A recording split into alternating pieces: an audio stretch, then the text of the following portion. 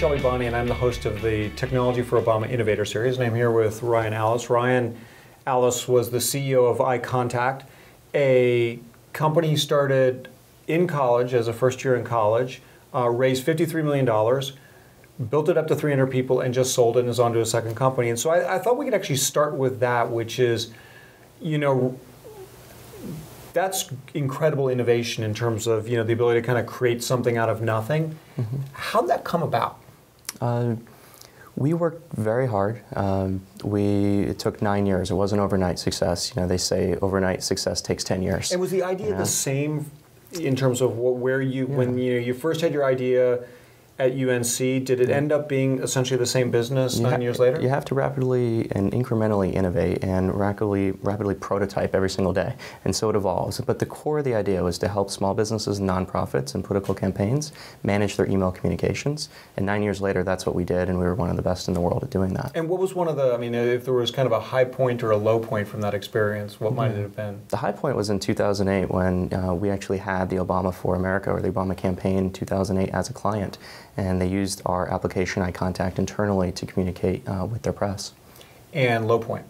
The low point it would have to be in year one. It's often very difficult in the first couple of years to build something from nothing and apply that energy. And after a year and a half of working, we had 53 customers who paid us, you know, maybe an aggregate of $5,000 a year, or $5,000 a month. And our servers went down and offline for a week and a half. And you can imagine what it's like to have an internet service down for 10 days. Yeah, I'm sure that was not a very fun time. No. So I'm curious, just in terms of, as you look broadly at innovation, what are some of the conditions you think are necessary to make a company or a group of entrepreneurs innovative versus ones that aren't? Yeah, well, innovators see the world as it should be rather than as it is. And so there's that visionary component to innovation. In a context in which you can be free of constraints and brainstorm in a group, in a small group. You want it to be a group of 3 to 6 people. You can't innovate by committee. You need to innovate in a select group within an organization. You can often come up with ideas that haven't quite been thought of previously.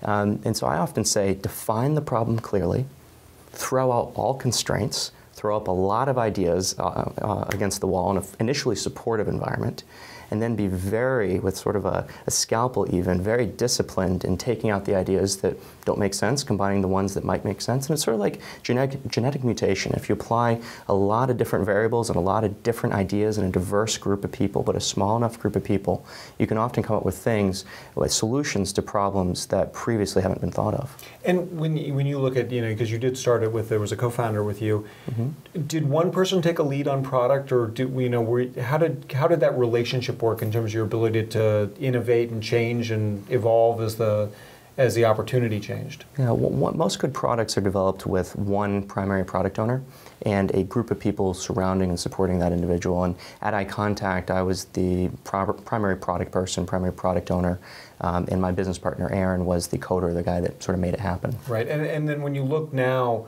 to new company, how are you approaching Connect in terms of thinking about, you know, are there lessons you bring in terms of how do you make it innovative? Yes. Well, I think and one of the things that's great about having a new startup is that you get to throw out all the constraints. Yeah. You don't have legacy code, you don't have legacy servers. You can think about the future with brand new brushstrokes. And so I found a different co-founder this time, because now I'm on the West Coast in San Francisco. And she and I are together sort of building this vision and building this idea for Connect and what we're going to build in the future. Good. Well, we look forward to watching the company grow as time goes along. So it's a pleasure being here with you. And in the next segment, we're going to spend a little time talking about some of the lessons you've learned from your business experience. So thank you.